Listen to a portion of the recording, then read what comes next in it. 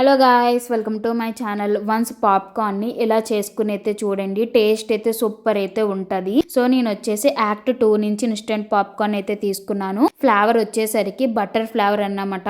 Popcorn లో అన్నిటికన్నా best flavour ఏంటంటే నేనైతే బటర్ ఫ్లేవర్ అని అయితే చెప్తాను.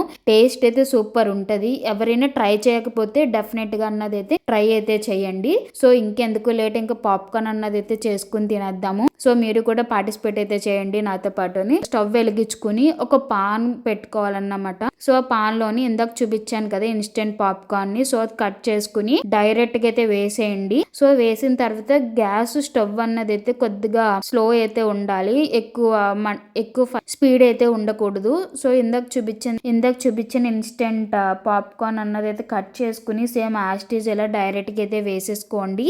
వేసేసుకున్న తర్వాత సో దాని మీద ప్లేట్ అన్నది అయితే వేయండి.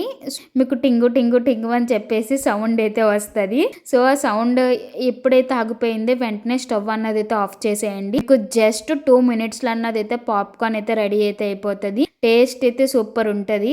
ఈ పాప్కార్న్ మెయిన్ గా వెయిట్ లాస్ అవ్వాలనుకున్న వాళ్ళు డెఫినెట్ గా అన్నది పాప్కార్న్ అయితే తినండి. ఈవినింగ్ స్నాక్స్ టైంలో అలాగా జంక్ ఫుడ్ తినడం ఆపేసి. సో చాలా అంటే చాలా బాగుంటుంది పాప్కార్న్ వచ్చేసరికి. సో టైం పాస్ స్నాక్ అన్నమాట. సో ఈ వీడియో కానీ మీకు నచ్చితే ప్లీజ్ లైక్ చేయండి, షేర్ చేయండి, ఛానల్ని అయితే సబ్స్క్రైబ్ అయితే చేసుకోండి. Thank you for watching. Please subscribe my channel. See you next video. Bye.